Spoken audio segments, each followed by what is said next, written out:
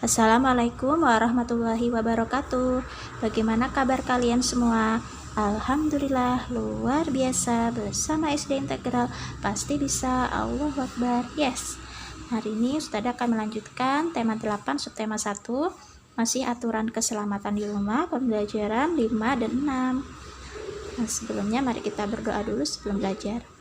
Bismillahirrahmanirrahim. Rabbi zidni ilma warzuqni fahma.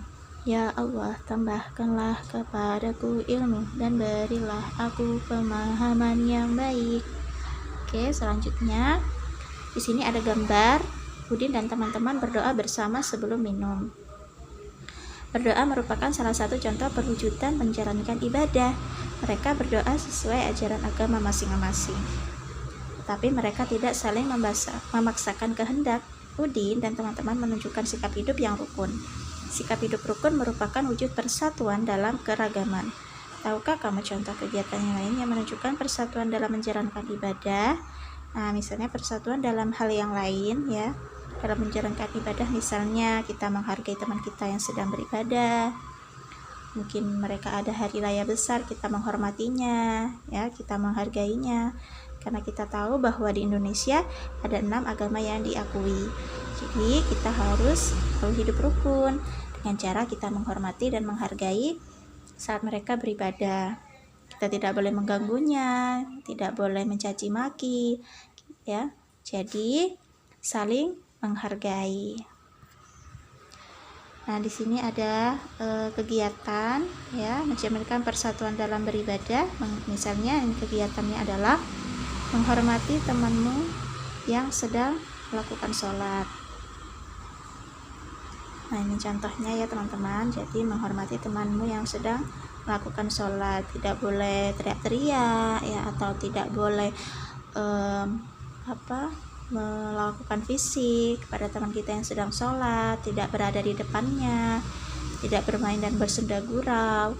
Jadi kita harus menghargai, karena sholat itu merupakan suatu kegiatan peribadahan yang merupakan suatu kewajiban yang harus dilakukan umat muslim, dan dilakukannya harus dengan khusyuk, dengan hikmat ya, tumakninah. Jadi kita sebagai temannya harus menjaga. Nah, di sini ada percakapan teman-teman antara Dayu dan Siti. Nah, kata Dayu, hati-hati meniup lilinnya ya Udin, mata akan terasa perih jika kena asapnya. Kata Siti, hati-hati juga memotong kuenya, jangan sampai tanganmu terluka. Ini merupakan himbauan ya, kalimat himbauan yang bisa kita ucapkan ketika kita bersama dengan teman atau adik kakak kita, supaya berhati-hati. Ini adalah contoh keselamatan di rumah atau keselamatan saat bersama teman. Apa yang dilakukan Udin dan teman-teman pada gambar? Pukul berapa kegiatan itu berlangsung?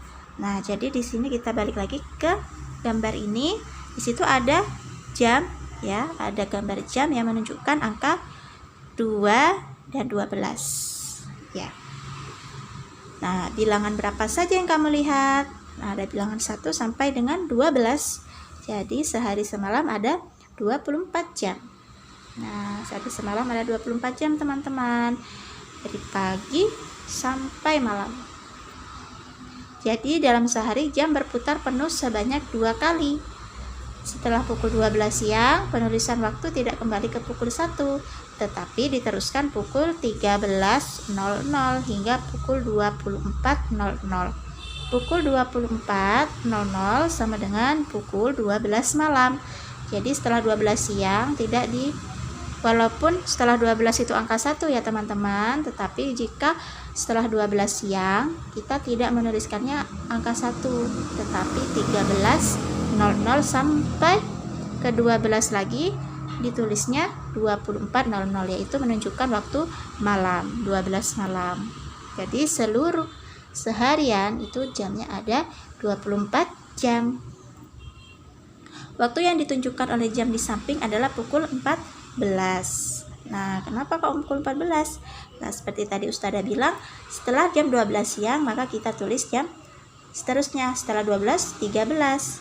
Nah, 14 di angka kedua, jam kedua ini itu ditulisnya 14.00 ya, pada siang. 14.00 itu sama dengan jam 2 siang. Kemudian waktu yang ditunjukkan oleh jam di samping adalah pukul 17. Nah, langsung 14 ya, tadi di angka kedua 14, ke angka ketiga 15, ke angka keempat 16, ke angka kelima 17. Jadi jam 5 sore ditulis 17.00. Begitu juga dengan malam, waktu yang ditunjukkan oleh jam di samping adalah pukul 20. Nah, jadi 20.00 ini tepat pada angka 8, tapi 8 malam bukan 8 pagi, sehingga ditulis 20.00. Tugasnya kerjakan buku paket 2H halaman 25 dan 26. Semoga selalu semangat ya puasanya, beribadahnya, dan melakukan amal-amal sholih. Jangan lupa sholat 5 waktu, baca Al-Quran, murojaah. Assalamualaikum warahmatullahi wabarakatuh.